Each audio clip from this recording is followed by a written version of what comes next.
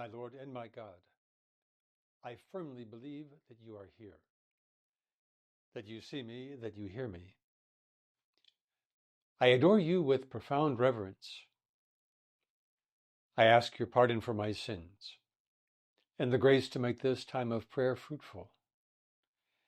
My Immaculate Mother, Saint Joseph, my Father and Lord, my guardian angel, intercede for me. Shortly after St. John the Baptist was arrested, Jesus began to speak to the crowd about John the Baptist, and he said, "What did you go out into the wilderness to see? A reed shaken by the wind? What did you expect to find? To see a man clothed in soft raiment? Behold, those who wear soft raiment are in kings' houses." And then those challenging words.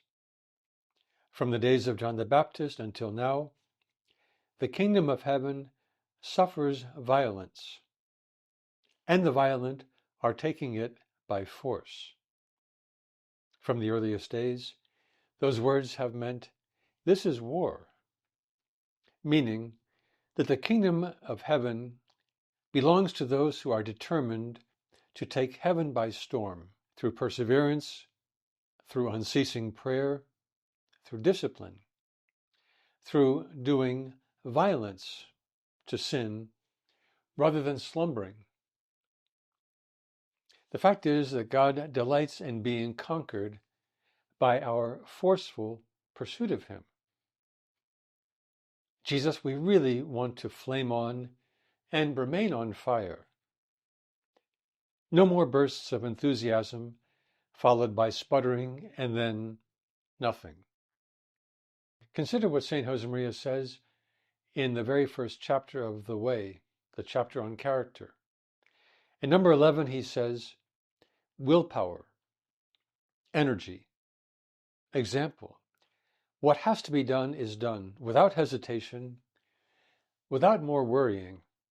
Otherwise, Teresa of Avila would not have been St. Teresa, nor Inigo of Loyola, St. Ignatius. Let's face it, life is way too short to meander aimlessly, going about life in second gear.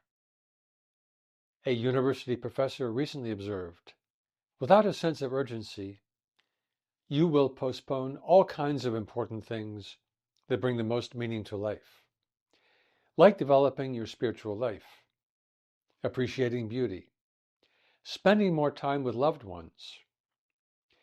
Furthermore, your suffering won't really have any meaning. And he goes on to write, by forcing yourself to think about death, your own death and that of loved ones, your time, use, decisions change. I ask my graduate students, typically in their mid-20s, to estimate how many Thanksgivings they realistically have left with their parents, and then to consider how they should spend those remaining occasions. This is a hard exercise for them, and some of them cry. St. Josemaria had deep in his soul those words of St. Paul, Caritas Christi urget nos. The love of Christ urges us on. At the end of the Spanish Civil War, St. Josemaria wasted no time in resuming his apostolic work. We read in a biography, the founder communicated his urgency for the development of his spiritual enterprise. In the summer of 1939, he wrote to his sons in Valencia, 3 things get in the way, and I cannot imagine you being held back by them. Doubt, hesitation, inconstancy. He reminded them, do not leave things for later or for tomorrow. Those words, later and tomorrow, are 2 bad words, symptoms of a pessimistic and defeatist attitude, which, along with that other word, impossible, we have erased for good from our dictionary. Pursuing the kingdom demands resolute, violent decisions of self-denial, self-mastery, the decisive gift of self. We have to be decisive.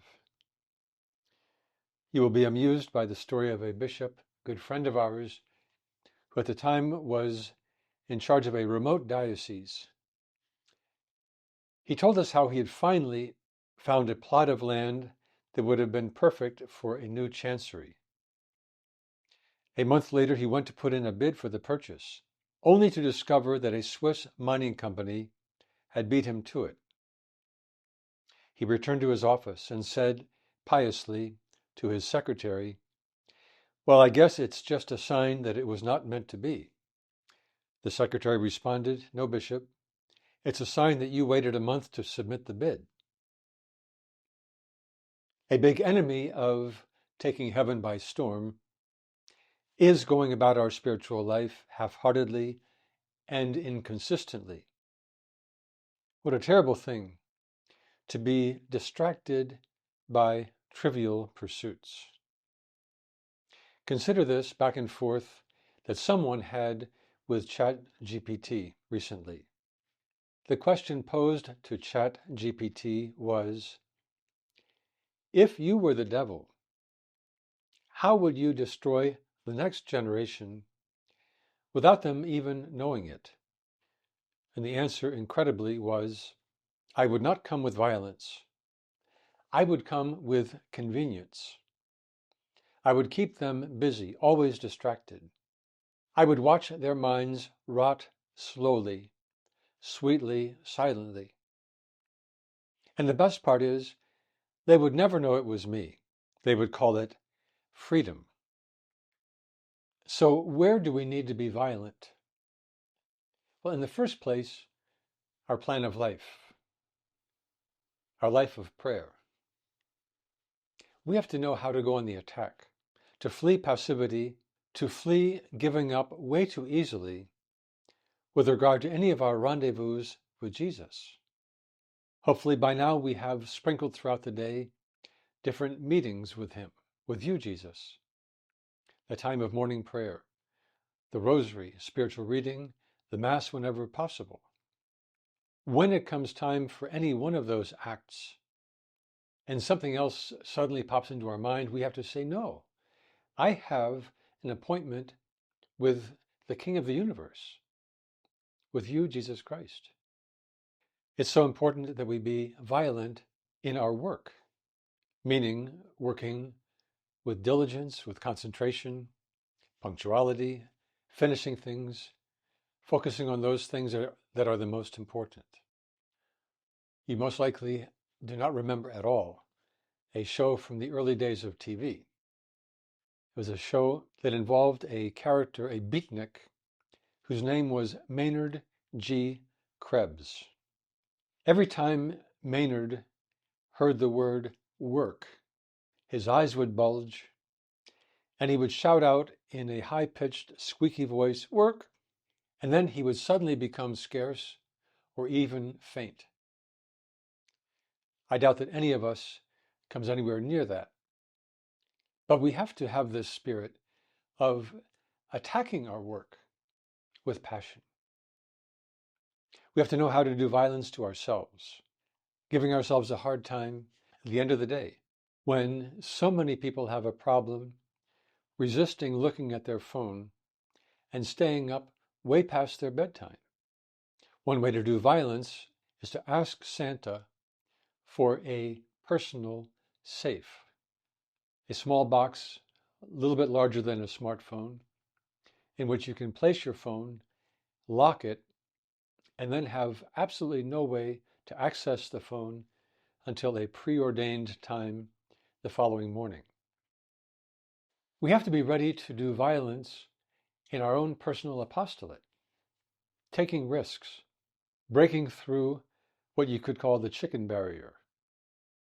Next Sunday, at Mass, after Mass, when you see someone you don't know, I'm going to walk over to that person and introduce myself. Let us finish by going with our imagination to you, Mary. Those moments, those terrible moments, when you and Joseph were searching for 3 days for the child Jesus. St. Josemaria writes in Furrow, Mary spent 3 days and 3 nights looking for the son who was lost. May you and I also be able to say that our willingness to find Jesus knows no rest. I thank you, my God, for the good resolutions, affections, and inspirations that you have communicated to me in this meditation. I ask your help in putting them into effect. My Immaculate Mother, Saint Joseph, my Father and Lord, my guardian angel, intercede for me.